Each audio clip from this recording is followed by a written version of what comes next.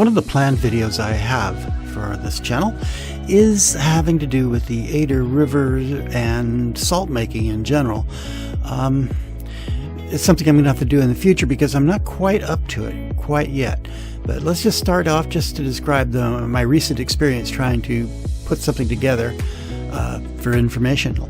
Now this, as you can see, the drone video from one of my drones, my cheap very first one, of the Adur River, or the River Adur as it's called, which runs through Shoreham at the coast and then Upper Beeding and goes north for another 20 or 30 more kilometers. Anyway, the River Adur, when about 1,000 years ago it would flood these fields, they used to make salt from the water that would come up from the ocean, because this is a tidal river, which is tidal for about its first, 15 kilometers or so. And way back when, like about 1,000 years ago, it was even more tidal. In fact, this whole area here would flood regularly twice a day, and to the extent that you could put ships inside there. Not now, of course. They have a levee there in order to control flooding, and so on.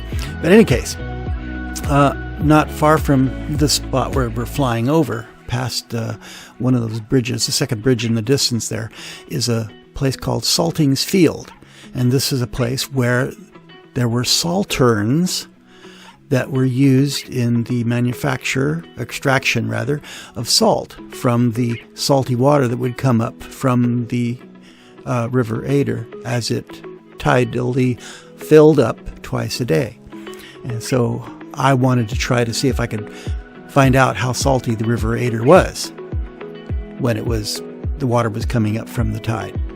And so this is my little adventure to this, and this is just very impromptu, not much planning going on. I was hoping to do something really major with it, but this is just a quick one.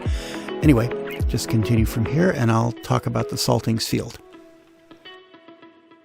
This informational placard occurs right next to the river itself, and there's another one, of course, in the other entrance near a road, just in front of the Saltings Field itself. It shows where this salt making was done using these salterns, or these platforms that would have stood above the river water overflow when the tide came in.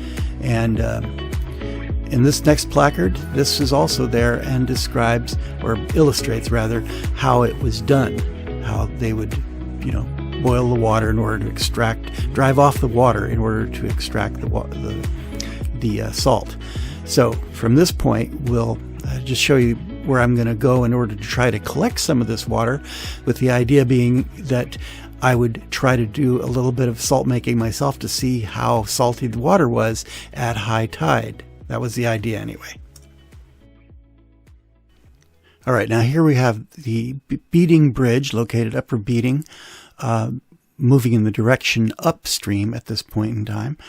As you go over, you can see that it seems rather placid, but during high tide, when the tide is coming in, the water is actually moving upstream.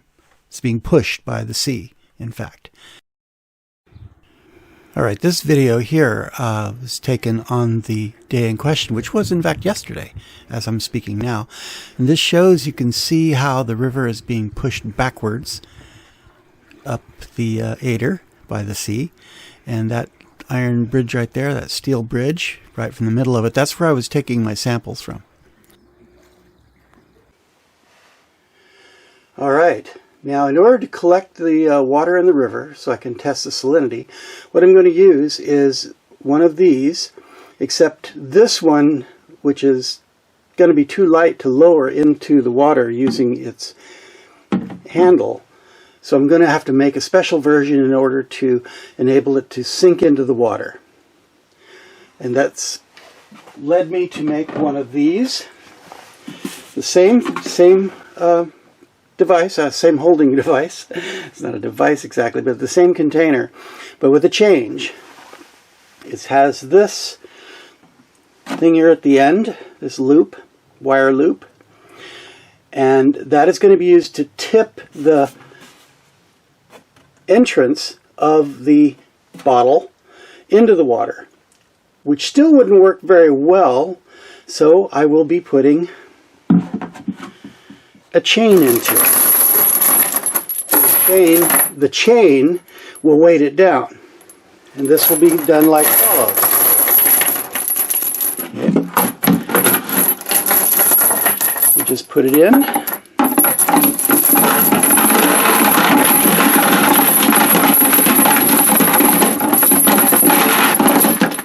Okay, and then the carabiner will go on this, but before it does, we will attach the lowering line like that. And then that gets attached there so that I can lower it into the water. And then on the other end, I have another line with a carabiner, and that will go through here, and this will be used to tip so that it goes all the way in. It'll start collecting from the entrance, and once I get it done, then I'll lift it back up that way and then pour it into the holding container, and that's how I'm going to do this. Now, I would have liked to have videoed the entire project as I was doing it, but I was all by myself, and so I couldn't video it at the same time as I was doing it. But I did collect two 5-liter containers, not quite full of water, from the Adur River while it was being pushed upstream by supposedly the salt water. So there I had, looks like it's about a total of approximately 8 liters. And I was going to boil it down in order to get the salt, except then I decided, okay, well, let's go ahead and check the salinity and see what the salt content of this thing might be. So I got a hold of my little whatever you call it, the salinometer, whatever it is. Silly me, I can't think of the name. Anyway, there it is on screen. Anyway, I checked it, and guess what? It was almost salt-free.